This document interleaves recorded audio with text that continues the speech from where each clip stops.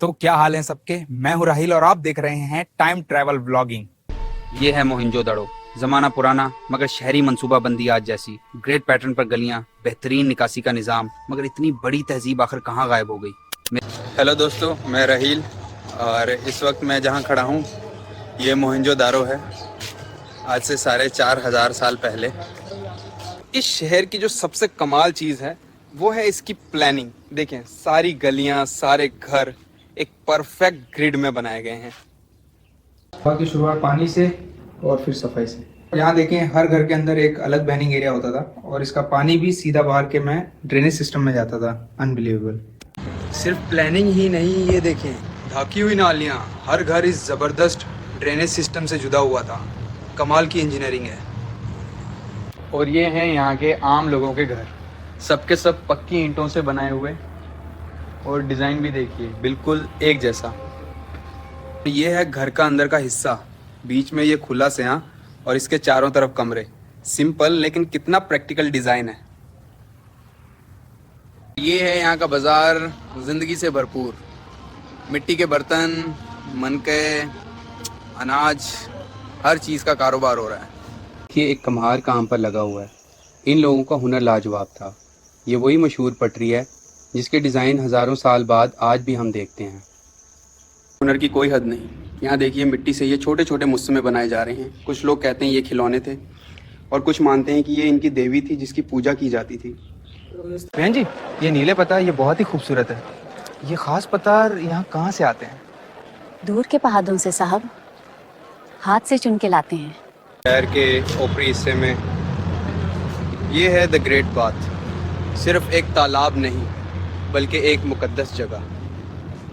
बस तो यहाँ कुछ बहुत अहम हो रहा है। ये शहर के बड़े लोग लगते हैं और वो देखो उनका हुक्मरान। लेकिन सबसे अजीब बात ये है कि इतनी इज्जत के बावजूद आज तक कोई नहीं जानता कि ये असल में थे कौन। एक बच्चा या एक पुजारी? ये मोहनजोदारो। हाँ, बाजार में हर तरफ सौदा हो रहा है, लेकिन इनकी असल कमाल की चीज ये है, ये छोटे पत्थर, ये इनके वेट्स हैं और पूरे शहर में सबका वजन बिल्कुल एक जैसा है। ये जो इमारत है ये है द ग्रेट ग्रैनरी।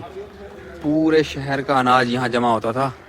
फसल को महफूज रखने का इतना ज़बरदस्त इंतज़ाम। सिर्फ काम ही नहीं, इस शहर में बच्चों के खेलने का भी पूरा सामान था।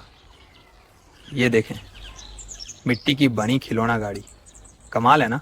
हमने वो मिट्टी की खिलौना गाड़ी देखी थी और ये देखें बिल्कुल वैसी ही असली गाड़ी।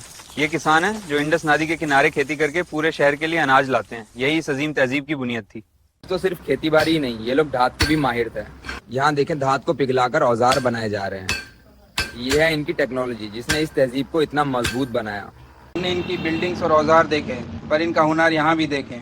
ये कापस से धागा और फिर कपड़ा बना रही हैं। सारा काम हाथ से, बहुत मेहनत का काम है ये। खेत देखे, हुनर देखा, लेकिन ये सारा माल दूर तक जाता कैसे था? जवाब है ये इंडस नदी। ये इनकी हाईवे थी, इनके बिजनेस की लाइफलाइन। बैक टू मेट्रो है। तो ये दारिया सिर्फ तिजारत के लिए नहीं बल्कि इनकी ग़िज़ा का भी सबसे बड़ा ज़रिया था। देखें, ये मच्छरे अपना जाल डाल रहे हैं। इस शहर की ज़िंदगी हर तरह से इसी दायरे से जुड़ी थी। हर चीज़ का हिसाब किताब, अनाज, कारोबार, सब कुछ यहाँ लिखा जा रहा है। ये सिर्फ लिखाई नहीं, ये इस पूरी तहजीब का ब्रेन है। दिन भर की मेहनत के बाद अब वक्त है आराम का। देखिए, ये लोग गेम खेल रहे हैं। इनकी ज़िंदगी में काम के साथ सुकून और दोस्ती के लिए भी वक्त था। धुआं निकली है और पूरा शहर सुकून में है। दिन भर की मेहनत के बाद हर कोई अपने घर लौट आया है। ये है इनकी आम जिंदगी, एकदम सिंपल और पुरअमान। शहर सो रहा है लेकिन ये महफूज है। वो देखें, रात के पहरेदार। इस अंधेरे में भी इस शहर का सिस्टम जाग रहा है। मोहनजोदड़ो में एक नई सुबह, और सुबह की शुरुआत होती है पानी से। ये देखें, आम घरों के लिए कुआं, हर मोहल्ले में साफ पानी का ऐसा इंतजाम। उस दौर में ये किसी इनकलाब से कम नहीं। सुबह की शुरुआत पानी से और फिर सफाई से। यहाँ देखिए, हर घर के अंदर एक अलग बॉथिंग एरिया होता था और इसका पानी भी सीधा बाहर के मेन ड्रेनेज सिस्टम में जाता था, अनअवेलेबल। शहर की हर दीवार, हर घर इन्हीं एंटों से बना है। यहाँ देखें, हजारों की तादाद में एंटें बनाई जा रही हैं और सबका साइज बिल्कुल एक जैसा। यही स्टैंडर्डाइजेशन इस तहजीब की सबसे बड़ी ताकत थी। ये हुनर की कोई हद नहीं। यहाँ देखिए, मिट्टी से ये छोटे छोटे मूर्तियाँ बनाई जा रही हैं। कुछ लोग कहते हैं ये खिलौने थे और कुछ मानते हैं कि ये इनकी देवी थी जिसकी पूजा की जाती थी। हर तहजीब की तरह यहाँ भी जिंदगी का सफर खत्म होता था। ये है मोहनजोदारो का कब्रिस्तान।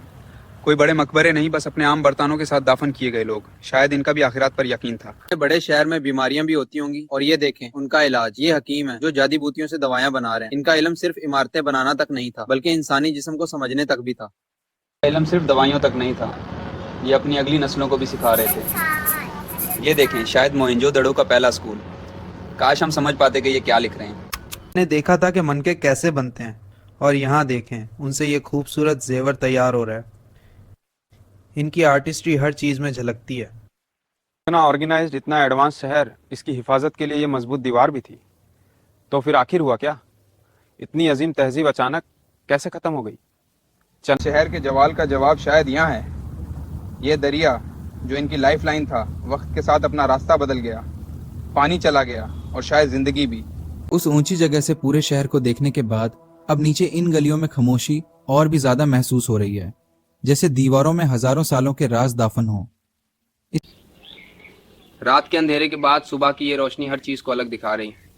इस छोटे से खिलौने को हाथ में लिए मैं सोच रहा हूँ हमने इस शहर के बारे में कितना कुछ जाना और कितना कुछ अभी तक एक हमने इनके घर देखे, इनका हुनर देखा, लेकिन हम इन्हें सुन नहीं सकते। इनकी आवाज इन निशानों में कैद है। जिस दिन हम ये लिखाई पढ़ पाए उस दिन मोहनजोदारो अपने सारे राज खुद बताएगा। तो 4500 साल पुराना ये अजीम सफर यही रुकता है। मोहनजोदारो की ये शानदार तहजीब एक लाजवाब एक्सपीरियंस था। अगर आपको मेरा ये टाइम ट्रेवल ब्लॉग पसंद आया तो हमारे चैनल को जरूर सब्सक्राइब कीजिएगा और इस वीडियो को लाइक। तो बताएं मेरा अगला व्लॉग किस तारीखी दौर पे होना चाहिए। कमेंट्स में मुझे अपनी तजावीज जरूर भेजें, चाहे वो नेपोलियन का दौर हो या कदीम मिस्र। अगली बार एक नए दौर में आपका राहिल फिर हाजिर होगा।